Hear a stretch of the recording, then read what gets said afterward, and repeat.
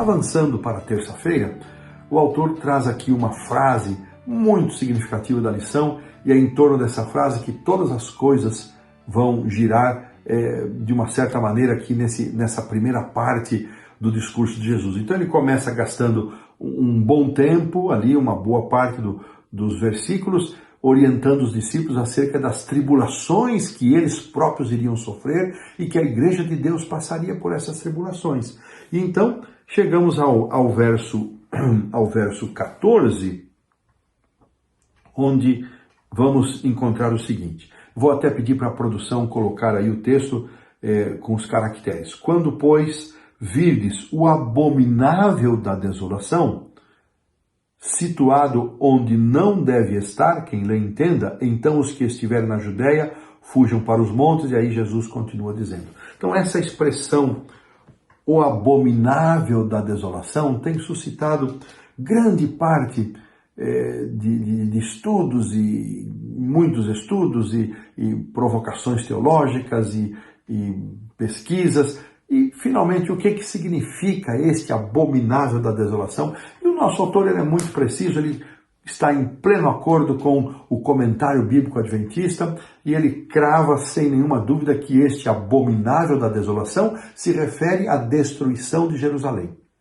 E especialmente lembrando, tendo-se em conta que a presença de elementos ou símbolos pagãos e gentios nos recintos do templo, em áreas sagradas, era uma abominação para o judeu. Essa era a mentalidade judaica. Então, lembrando que Jerusalém foi inicialmente cercada no ano 66, ainda sob o governo do imperador Nero, e esse cerco durou pouquíssimos dias. A história diz que 4 a 5 dias esse cerco foi levantado. Mas este foi o sinal, quando vive Jerusalém cercada de exército, sabei que é chegado o momento de sair de Jerusalém. E todos os cristãos, irmãos, que prestaram atenção nas palavras de Jesus e que prestaram atenção neste cerco do general Séstio, que em 66, 4 anos antes de Tito, cerca a cidade, e inexplicavelmente, quando ele tinha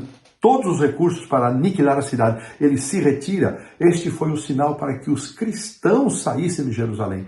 E todos aqueles que creram nas palavras de Jesus saíram de Jerusalém, e nenhum cristão, Ellen White afirma isso, morreu na destruição de Jerusalém porque foram fiéis à profecia de Jesus.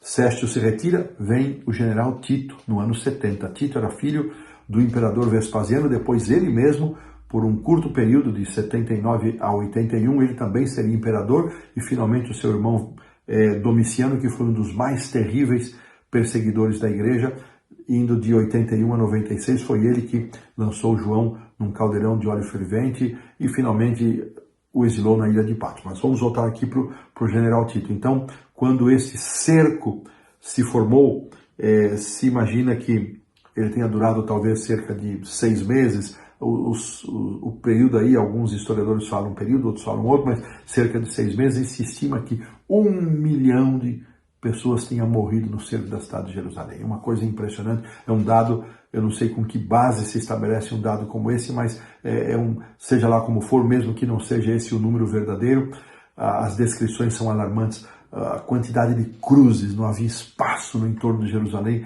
para se fincar uma cruz sequer, lembrando o seu sangue caia sobre nós e nossos filhos. Então este abominável da desolação, não resta nenhuma dúvida, ele está vinculado a Daniel 9:27, interessante que ele aparece também em 11:31 e 12:11 do livro de Daniel, pelo menos nessas 3 vezes, aparece a expressão o abominável da desolação.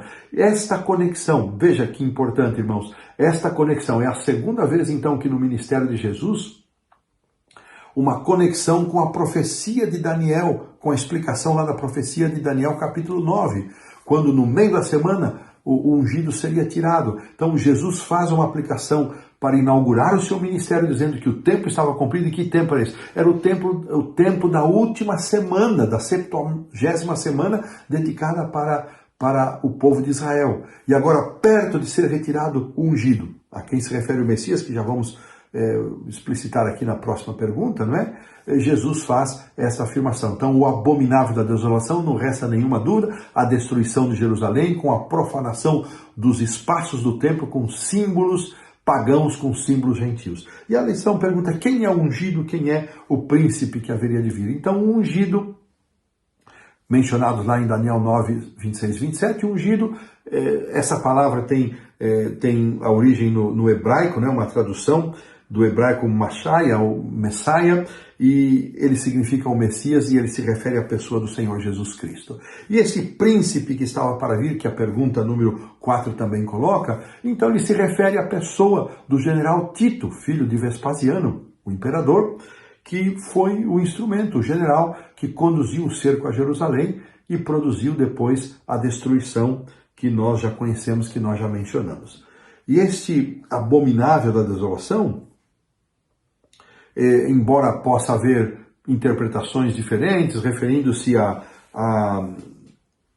profanação de Antíoco Epifânio no segundo século a.C., mas nós entendemos que não, que ele se refere no método da interpretação historicista a algo a que Jesus estava mencionando, algo que aconteceria em breve, no futuro, e não se referindo àquilo que havia ocorrido no passado. Muito bem, irmãos. A lição termina com aquelas letrinhas menores lá embaixo, dizendo o seguinte: se, assim como a predição de Jesus acerca da destruição de Jerusalém teve um cumprimento fatal, exato, como nós estamos nos comportando a outras profecias da palavra de Deus, que apontam para o final do mundo, para nós pensarmos. Assim como tantas profecias tiveram exatidão no seu cumprimento, por que duvidarmos que aquelas que estão no futuro também se cumprirão? Aqui então fazemos um ponto final na lição da terça-feira.